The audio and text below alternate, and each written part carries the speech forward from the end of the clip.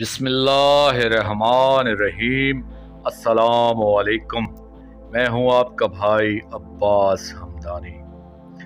دوستو، ہمارا سلسلہ غیبت امام زمانہ اجل اللہ تعالی فرج شریف، جس کی دوسری قسط جس کا عنوان ہے عصر غیبت، آپ کے پیش خدمت ہے۔ دوستو، غیبت کی بنیاد امام علی نقی صلوات اللہ علیہ نے رکھی۔ انہوں نے ہدایت عام کا سلسلہ بند فرما دیا تھا اور وہ بہت کم وقت کے لیے گھر سے باہر تشریف لاتے تھے، اور انہوں نے اپنے مخصوص اصحاب کے علاوہ عام لوگوں سے ملنا ترک فرما دیا تھا۔ بعض اوقات تو اصحاب خاص کو بھی کافی انتظار کے بعد زیارت نصیب ہوتی تھی، جیسا کہ اثبات الوصیت مسعودی میں ہے کہ امام علی نقی علیہ الصلوۃ والسلام لوگوں کے ساتھ بہت کم میل جول رکھتے تھے اور اپنے خاص اصحاب کے علاوہ کسی سے نہ ملتے تھے۔ 3 رجب سن 254 ہجری میں امام علی نقی علیہ الصلوۃ والسلام دار البقاء کی طرف منتقل ہو گئے۔ ان کے بعد 6 سال 7 ماہ اور 5 دن امام حسن عسکری علیہ الصلوۃ والسلام نے مسند ولایت کو زینت بخشی۔ اثبات الوصیت میں ہے کہ امام حسن عسکری علیہ الصلوۃ والسلام نے لوگوں سے ملنا اور بھی کم کر دیا تھا۔ اصحاب سے بھی اکثر و بیشتر پس پردہ رہتے ہوئے کلام فرماتے تھے۔ اب یہاں خود سوچیں، جب خواص سے اس طرح ملتے تھے تو عام شیعوں سے کس طرح ملتے ہوں گے؟ اکثر کتب نے یہی لکھا ہے کہ امام حسن عسکری علیہ الصلوۃ والسلام لوگوں سے کم ملتے تھے اور جو ملنے آتا تھا اس سے بھی پس پردہ رہتے ہوئے گفتگو فرماتے تھے، گویا لوگوں کو غیبت سے مانوس کیا جا رہا تھا۔ 7 ربیع الاول 260 ہجری تک یہ سلسلہ چلتا رہا۔ 8 ربیع الاول کو وہ دار بقاء الہی کو رخصت ہوئے۔ یہاں سے زمانہ غیبت صغریٰ شروع ہو گیا۔ سن 260 ہجری سے لے کر 329 ہجری 3 یا 10 شوال تک، یعنی 69 سال، بروایت دیگر 73 سال غیبت صغریٰ رہی۔ اس دور میں شیعہ عوام مکمل طور پر اپنے امام سے منقطع ہو گئی۔ اس دور میں 4 نائب ہوئے۔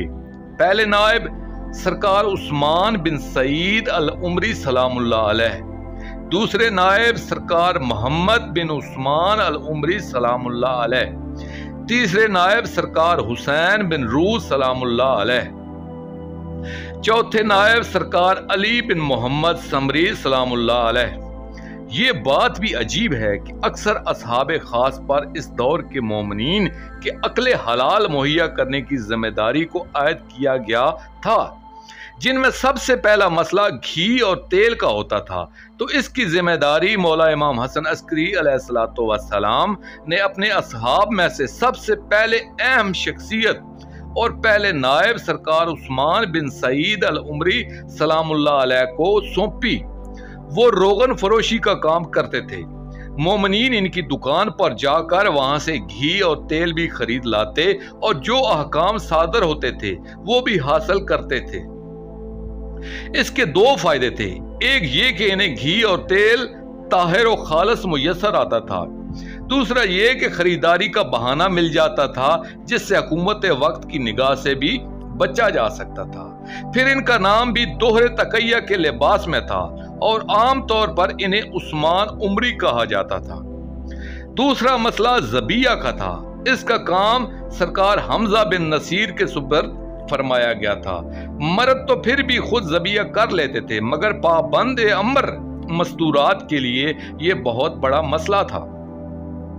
تدین کا یہ عالم تھا کہ اغیار بھی اپنی دکانیں چھوڑ کر ان سے مال لیتے تھے۔ اس کے باوجود شیعوں کی ایک جماعت کو سرکار عثمان بن سعید سلام اللہ علیہ کی نیابت پر اعتراض رہا، جیسا کہ ابن ابی غانم قزوینی منکر نیابت اور منکر وجود امام علیہ الصلوۃ والسلام تھا۔ اس نے بغیر سیاہی کے خط لکھوایا اور جواباً توقیع مبارک آنے پر ایمان لایا۔ مولائے کل سرکار ابو محمد حسن العسکری علیہ الصلوۃ والسلام کے زمانہ ہی سے شیعوں کا رویہ ناگفتہ بات تھا۔ آقا نے اچھی پوشاک زیب تن فرمائی تو اعتراض کرنے لگے۔ پسے پردہ رہنے پر اعتراض تھا۔ امامت پر بار بار شک کرتے ہوئے بغیر سیاہی کے خط آئے دن لکھ لکھ کر امتحان بازی کرنا، اور پھر بھی انکار امامت، اور آئے دن نئے نئے عقائد متعارف کروائے جا رہے تھے۔ امام علی نقی علیہ الصلوۃ والسلام کے دار بقا کی طرف جانے کے بعد کثیر تعداد میں لوگوں نے انکار امامت کر لیا، اور سرکار محمد بن امام علی نقی علیہ الصلوۃ والسلام کی امامت کا عقیدہ پیش کیا گیا، حالانکہ ان کا وصال پاک بابا علیہ الصلوۃ والسلام کی زندگی ہی میں بہت پہلے ہو چکا تھا، اور شیعوں نے ہی محمدیہ فرقہ بنا لیا تھا۔ مولا امام حسن عسکری علیہ الصلوۃ والسلام کے دار البقاء کی طرف جانے کے بعد تو امامیہ مسلک نے امام زمانہ اجل اللہ فرج شریف کی امامت سے انکار کر دیا، یا ان کے دو فرقے وجود میں آئے۔ پہلا فرقہ یہ کہتا تھا کہ مولا امام حسن عسکری علیہ الصلوۃ والسلام زندہ غائب ہیں اور آخری زمانے میں یہی خروج فرمائیں گے۔ دوسرے فرقہ کا عقیدہ یہ تھا کہ ان کی رحلت تو ہو چکی ہے مگر آخری زمانہ میں دوبارہ زندہ ہوں گے، اور اسی لیے ان کا لقب قائم ہے، یعنی وہ دوبارہ زندہ ہو کر خروج فرمائیں گی۔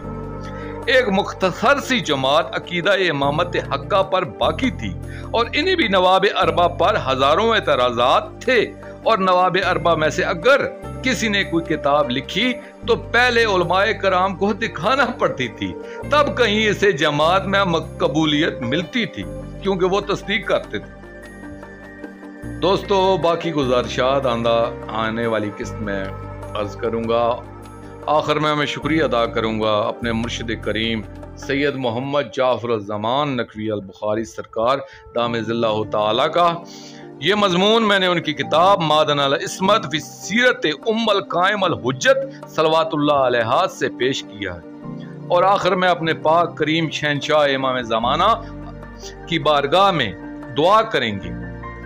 اللہ جل یا جلال العظیم، اللہ جل یا جواد السائلین، اللہ جل الجواری الکنس، اللہ جل یا حافظ و اسرار رب العالمین، اجر اللہ تعالی فرجک والصلوات اللہ علیکہ یا ربا محمد وآل محمد صلی اللہ محمد وآل محمد وعجل فرج آل محمد صلی اللہ علیہ وآلہ وسلم۔